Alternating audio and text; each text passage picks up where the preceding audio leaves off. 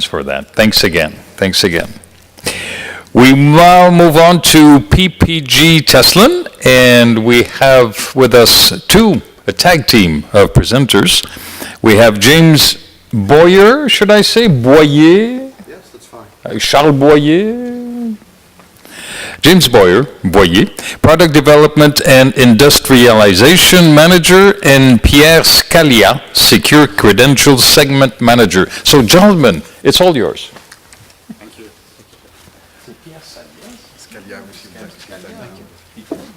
Magnifico. Mi piace molto. Ladies and gentlemen, very good morning.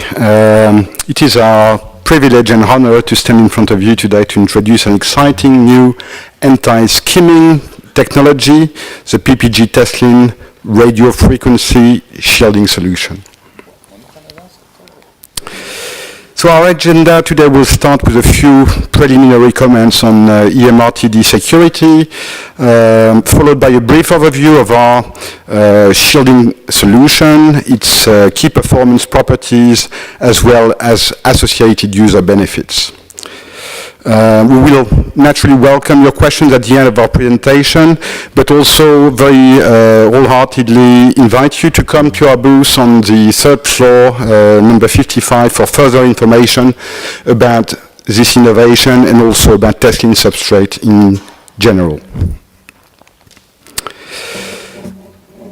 Starting with security in EMRTDs, as you know, there is a context today we're witnessing lingering world tensions, both internationally and domestically. That situation, combined with growing international travel and rising migration pressures, brings about unprecedented new challenges for border protection and inland security across the world. Fighting document fraud is and remains an important aspect of inland security strategies, and it's a dynamic process that never ends. Issuing authorities and industry must continue to work closely together to evaluate risks, identify threats, and address document vulnerabilities, big and small, through solid technology innovation. While the advent of machine-readable travel documents, and in particular electronic machine-readable travel documents, raised the bar greatly, notably against counterfeiting and alteration, the implementation of new technology must continue, and it will be most effective when deployed as part of a layered document security approach. So let me get into skimming in more details. Most of you are familiar with skimming, but I will briefly recap and define the term and concept. So skimming is a type of document fraud that consists in illegally accessing the EMRTD chip and stealing digital personal data contained on the chip. While the latest generation of chip and data infrastructure makes skimming a much harder task, incorporating an effective radio frequency shield in EMRTD seems a logical next step to eliminate this risk completely. RF shielding additionally disables chip detection and successful communication with a chip when the passport book is closed.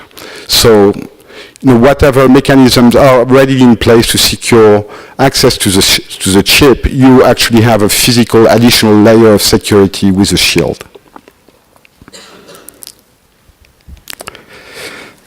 Sorry, I went too far. The PPG RF shielding solution consists in a radio frequency barrier that is formed with PPG conductive inks that are laid onto Teslin substrate. Again, the function of the shield is to protect EMRTDs from fraudulent access to the chip by impairing chip detection and communication when the EMRTD is closed.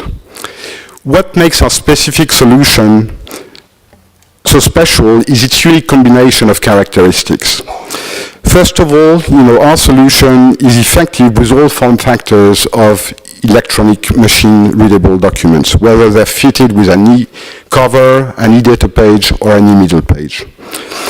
Furthermore, the shielding efficiency is easily customized and adjusted to meet specific document characteristics and program performance requirements.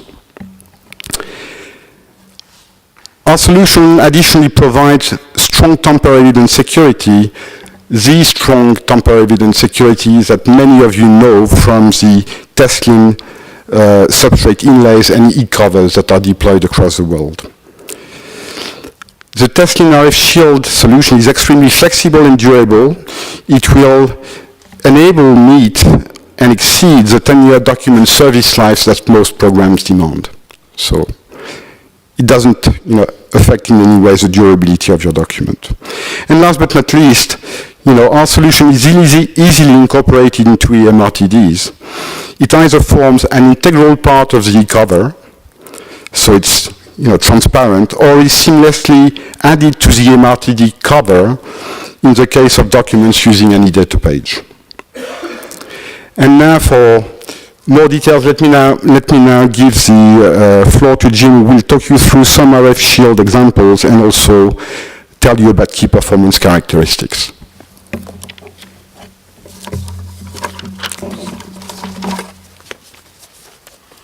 Where's the clicker? Let's see if I can figure out how this thing works.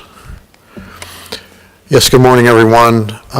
As my colleague Pierre indicated, any solution for shielding should be simple, straightforward, and very customizable. And as a result of this, we have developed a wide range of different shielding design factors that can be customized to basically any requirement that you may have for any passport design. And what you see before you is but two examples of potential designs. It can go anywhere from a simple grid pattern, a simple flexible grid pattern, I might add, on the left picture, all the way up to a fully flood-coated type of material with shielding material on the right. So between these two form factors, essentially a limitless amount of design characteristics can be met. So another important thing to consider when talking about RF shielding in a document such as a passport, for example, it is the distance at which the shield has to adequately perform against the chip. And for example, if I use my own passport, there are many different ways that you can design this and you can incorporate the electronics and the shielding. But let's just say, for example, you put the chip in the back and you put the shield in the front. Now, in order to adequately shield the material, you've already got 3 or 4 millimeters of distance between the chip and the shield. The chip and the shield. And so already you need to be concerned about how any given shield performs at a distance. If you also, let's say, consider that somebody that just sets their passport down, its pages go up like that, now the shield is significantly further from the chip. Let's say it's 6 millimeters, just for purposes of illustration. So depending upon how you choose to design, you need to be concerned about this distance aspect. And so again, you see on the left, we took several different examples of the material that we're offering, and we measured its shielding efficiency as a function of distance.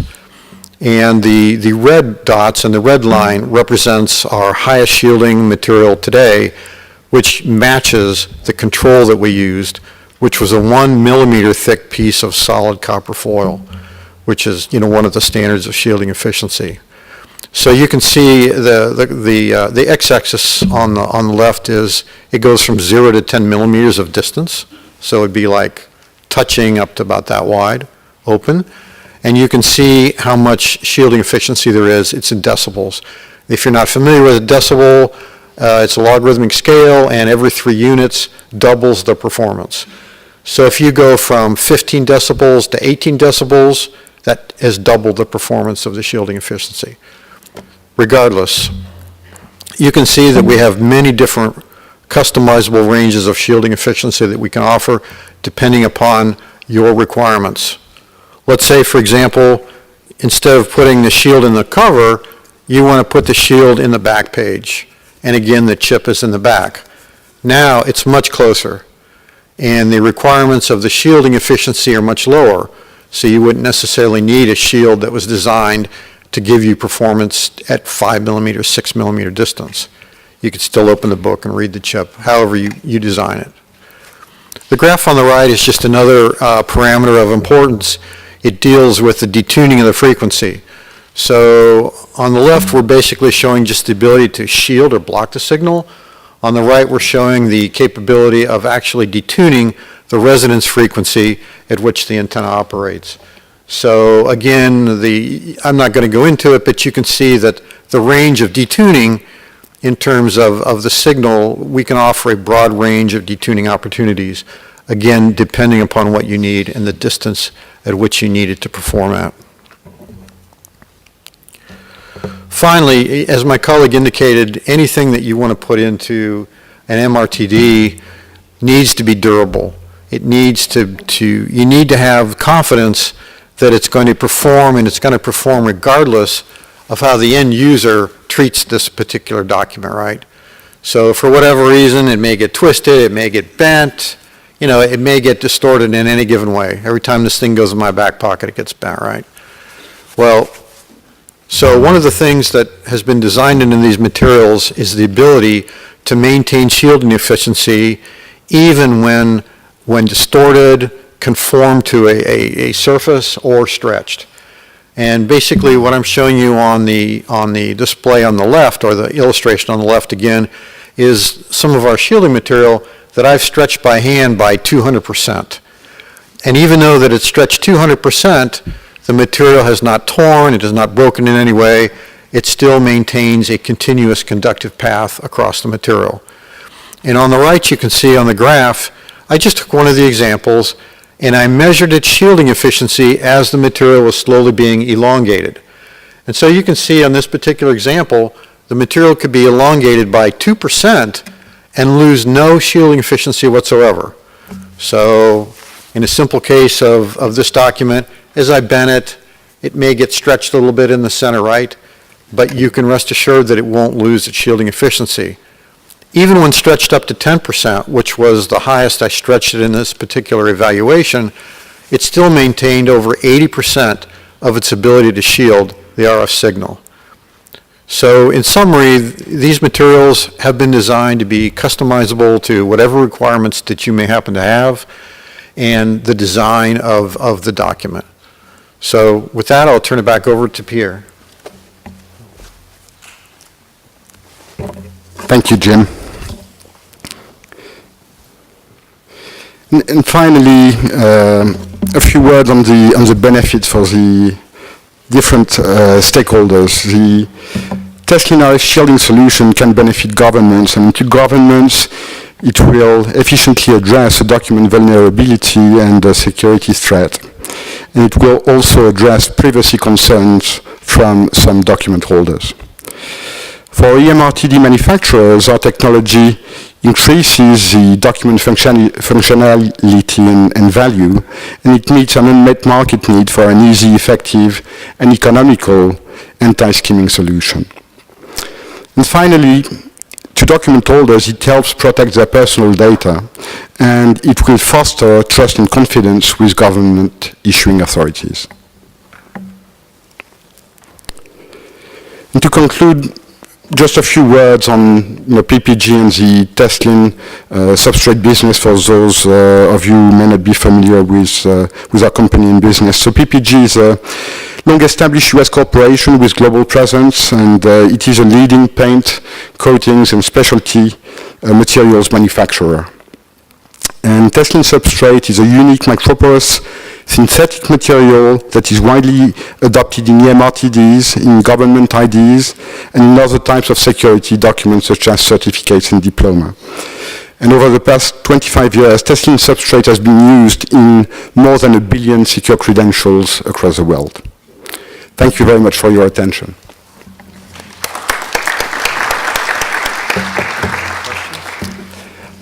Are there any questions?